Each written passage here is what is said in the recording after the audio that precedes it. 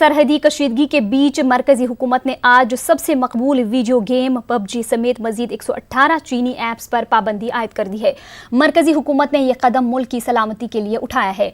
जिन चीनी ऐप्स पर पाबंदी लगाई गई है इनमें पबजी के अलावा PUBG mobile lite, Nordic map, Livik, WeChat work, WeChat reading, Alipay, यूको, Ludo, app lock, Ludo all star और दीगर शामिल हैं।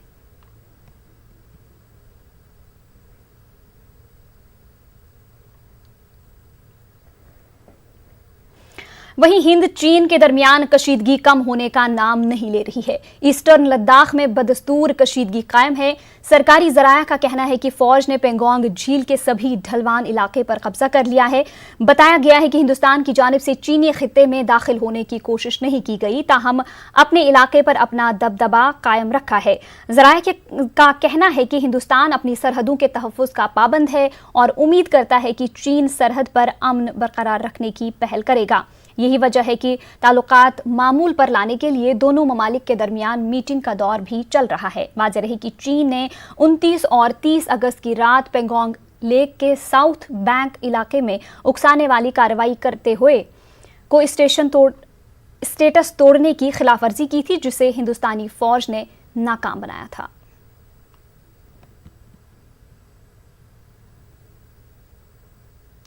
बडगाम में बीरवा के पेटकूट में जम्मू कश्मीर पुलिस और 53 आरआर ने एक मुश्तरका तलाशी कार्रवाई करते हुए लश्कर तैयबा के 4 मुआवनतकार गिरफ्तार किए हैं। इनके कब्जे से AK-47 के 24 राउंड और 5 डिटोनेटर और दीगर कुछ असलहा के अलावा काबिल एतराज़ मवाद बरामद किया गया।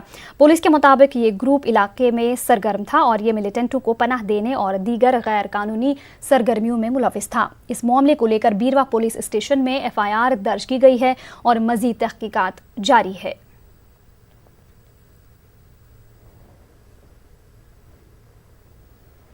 राजौरी में LOC के करीब पाकिस्तान की जानिब से फायरबंदी मुआहदे की खिलाफवर्जी के दौरान आर्मी का एक JCO शहीद हो गया।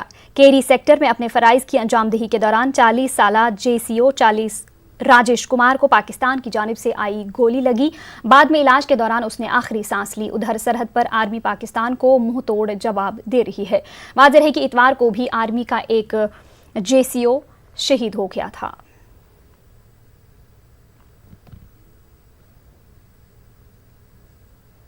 बांडीपुरा के गुरेज सेक्टर में कल रात देर गए पाकिस्तान की जानिब से की गई बिला इश्ताल शेलिंग से बख्तूर इलाके में 8 रिहायशी मकानात को जुज़वी नुकसान पहुंचने की इतला है।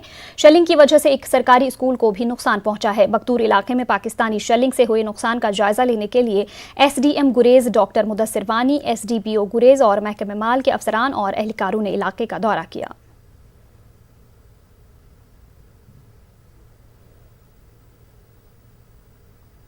CRPF के एक ASI यानी असिस्टेंट सब इंस्पेक्टर ने जिला भदरवा में आज सुबह 33 बटालियन हेडक्वार्टर की बैरक में अपने सर्विस हथियार से खुद को गोली मारकर खुदकुशी कर ली। इतलात के मुताबिक अपनी रात की ड्यूटी शिफ्ट से कोटली में बटालियन हेडक्वार्टर वापस आने के बाद ASI अमृत भारद्वाज अपने बिस्तर पर गए, जहां उन्होंने मुबैना तौर पर 4 बार खुद पर फायर किया। मुतल्लिका दफात के तहत मुकदमा दर्ज करके तफ्तीश शुरू कर दी गई है।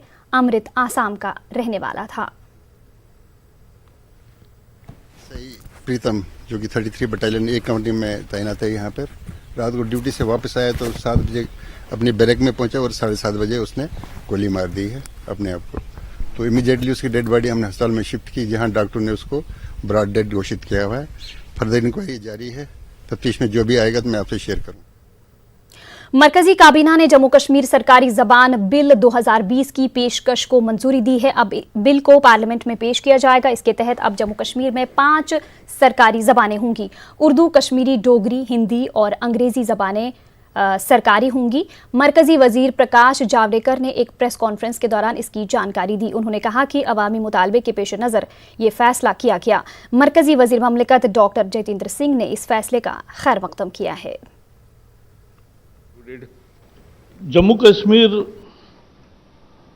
के लिए एक राजभाषा विधेयक 2020 लाने का भी फैसला हुआ और उसमें उर्दू, कश्मीरी, डोगरी, हिंदी और इंग्लिश ये 5 ऑफिशियल लैंग्वेजेस रहेगी। इसकी ये लोगों की मांग पर इसका निर्माण हुआ है। बाकी इसके डिटेल्स आज नहीं बताऊंगा, क्योंकि वो इंट्रोडक्शन होगा पार्लियामेंट में, तब आपको सबको प्रतियां मिलेगी।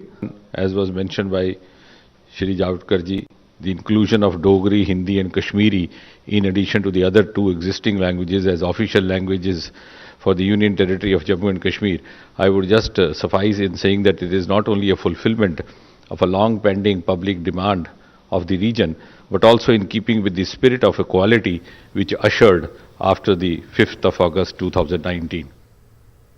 जम्मू कश्मीर में कोरोना वायरस से मजीद 15 मरीजों की मौत हो गई है। इनमें 10 कश्मीर और 5 जम्मू खित्ते से हैं। मरने वालों की मजमूई तादाद 732 हो गई है। यूटी में आज मजीद 641 अफराद के टेस्ट मुस्बत पाए गए हैं। अब तक यूटी में 38,834 अफराद इस वायरस के शिकार हो गए हैं। जम्मू कश्मीर में अभी भी 8,053 एक्टिव केसेस हैं। आज मजीद 595 मरीज सेहतयाब हुए हैं। सेहतयाब हुए अफराद की कुल तादाद 30,079 हो गई है। कश्मीर से आज 367 और जम्मू खित्ते से 274 नए केसेस सामने आए हैं।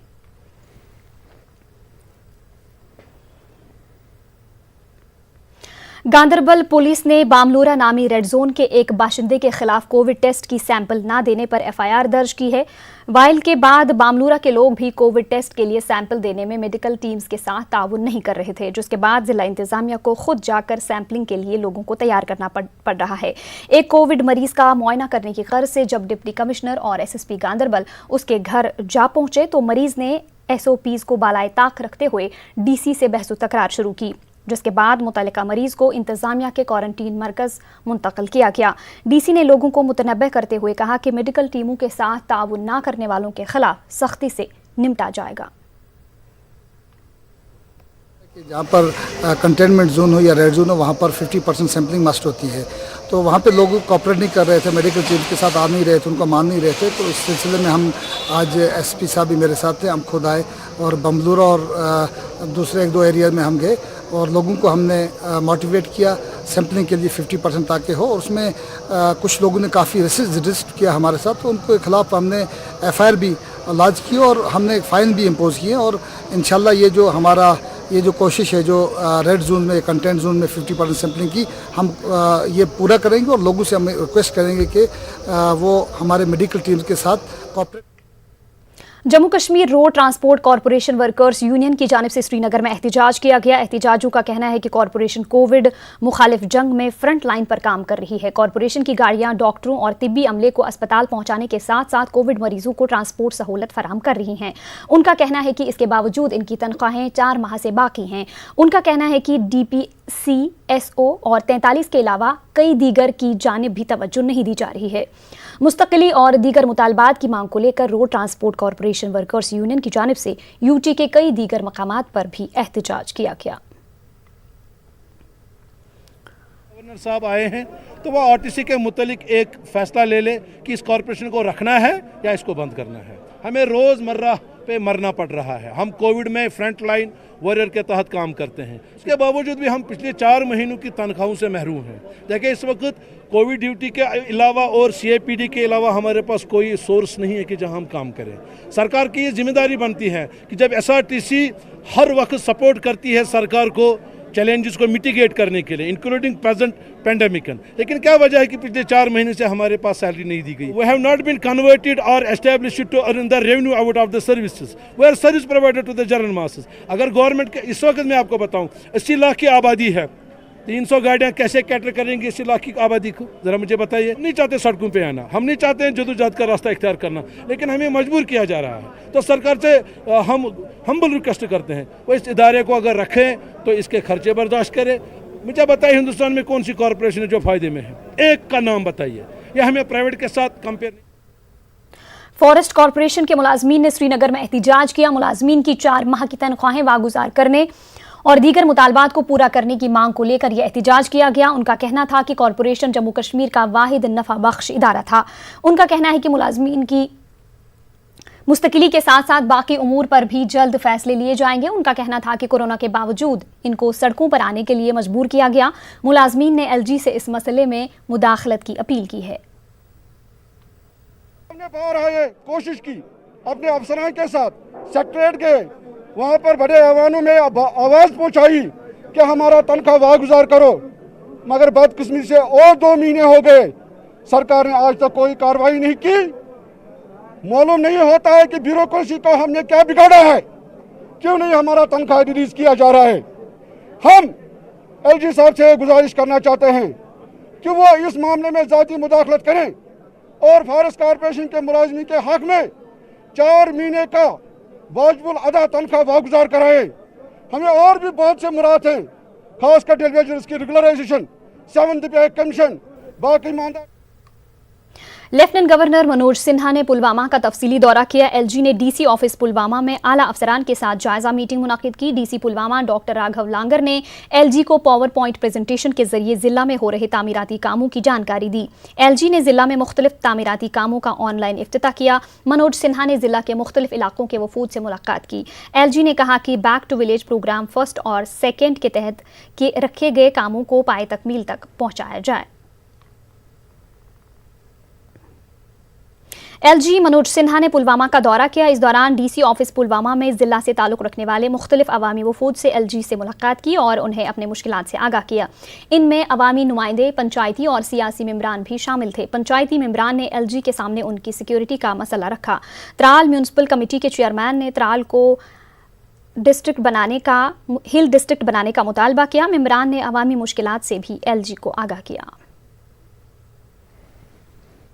हॉस्टल पुलवामा की बात रखी है और उसके साथ साथ पीडीडी को लेके रिसीविंग स्टेशन पुलवामा ओवरलोडेड है, तो चंदगाम में उसका नया एक रिसीविंग स्टेशन बन रहा है, लेकिन काम नहीं हुआ है, अप्रूव है, उसका क्या कारण है वो बात भी हमने रखी है। तो हमारे ग्राउंड लेवल पे, जो ग्राउंड जीरो पे हमें कठिनाई पैदा हो रही है, वो बात हमने इनके साथ रखी है। तो पुलवामा डिस्ट्रिक्ट है वो हमेशा मिलिटेंसी की जद में आ गया, हमने ये बात छेड़ी है वहाँ पे, और जो इस समय देखने के लिए आए लोगों में एक जागरूकता आ गई है कि डेवलपमेंट से ही जो मसाइल है वो हल हो जाएंगे। तो त्राल में 106 गांव इसके एडजॉइंट पड़ेंगे। मैंने वो इसकी डिमांड रखी है कि चाहे त्राल को एक हिल डिस्ट्रिक्ट के तौर पर चुना जाएगा। कि जो इन्होंने पुलिस डिपार्टमेंट ने या सिक्योरिटी एजेंसीज ने जो अकोमोडेशन प्रोवाइड करी हैं, वहाँ उनको लगता है कि वो जैसे बंदी बने हुए हैं हमारे 5 सरपंच या बीडीसीज, तो उनके फ्री मूवमेंट के लिए भी हमने उनको दिलाया, अपना मेमोरेंडम दिया और उन्होंने बोला कि इस चीज़ को हम सुनिश्चित करेंगे कि हर पंचायत में 5 सरपंच और बीडीसी चेयरमैन वो हर पंचायत में फ्रीली वहाँ जा सके और अपने कामकाज को देखें। लोक जनशक्ति पार्टी युवा के कौमी सदर संजय सराफ ने जम्मू कश्मीर में रियासत की बहाली के अपने मुतालबे का इआदा किया। सराफ ने श्रीनगर में एक प्रेस कॉन्फ्रेंस से खिताब करते हुए कहा कि अब वक्त आ गया है कि वज़ीर दाखिला ने रियासत की बहाली के बारे में जो वादा किया है उसे पूरा किया जाए। इस मौके पर कई कारकुनों ने पार्टी में शमूलियत इख्तियार की। हमारी मेन डिमांड जो रही है वो स्टेटहुड की बात है। जो ऑनरेबल होम मिनिस्टर ने floor of the house parliament में क्लियर कर दिया कि स्टेटहुड हम लोग जम्मू कश्मीर को वापस देंगे। आज तक जब भी दिया गया है यूटी से स्टेट बनाया गया है, लेकिन हमारी बदकिस्मती है हमें स्टेट से यूटी दिया गया है। लेकिन अब हम वेट कर रहे हैं उसका कि हमें स्टेटहुड वापस कब मिलेगा। अगर ऑनरेबल होम मिनिस्टर ने कमिटमेंट की है, 1 साल पूरा हो गया, 5 अगस्त से लेकर आज 1 साल 1 महीना हो गया, तो इतना टाइम पूरा होने के बावजूद आज तक हमारे पास स्टेटहुड अगर वापस नहीं आया है, तो हम उसके लिए गुजारिश कर रहे हैं इसको स्टेटहुड हमें दे दे, जिससे लोगों की एक एस्पिरेशन है, जिनके सेंटिमेंट्स और इमोशंस लोगों के जुड़े हुए हैं, उससे थोड़ा सा उतना हम लोगों को फ़र्क तो नहीं पड़ेगा, लेकिन थोड़ा सा लगेगा कि चलो आज जिसके साथ हम जुड़े हैं वो हमारी तरफ थोड़ा सा। इस दौरान संजय सराफ ने वादी में मुतादिद स्कूलों के जरिए फीस वसूल करने का मामला भी उठाया। उन्होंने कहा कि स्कूल इंतजामिया को तलबा से सिर्फ ट्यूशन फीस वसूल करना चाहिए। उन्होंने नौजवानों को ड्रग्स से दूर रहने की भी ताकीद की। वजह से बहुत बच्चे ऐसे हैं जो उनके माँ बाप पे नहीं कर सकते, जो बेचारे दिन में कमाते हैं, अपने बच्चों को पढ़ाना चाहते हैं, उनका फ्यूचर बनाना चाहते हैं, लेकिन बदकिस्मती से यहाँ हमारे कुछ ऐसे कुछ क्या सब स्कूलों ने पूरा फीस 100% फीस लेना स्टार्ट कर दिया। मैं गवर्नर साहब से गुजारिश करना चाहता हूं कि स्कूल के जो फीस है उसमें खाली ट्यूशन फीस की मांग की जाए। बच्चा खाली ऑनलाइन पढ़ता है, पर्टिकुलरली 2nd, 3rd, 4th तक कोई फीस नहीं होनी चाहिए, 5th तक कोई फीस नहीं होनी चाहिए। बुलेटिन में वक्त हुआ एक छोटे से ब्रेक का, जल्द हाजिर होंगे।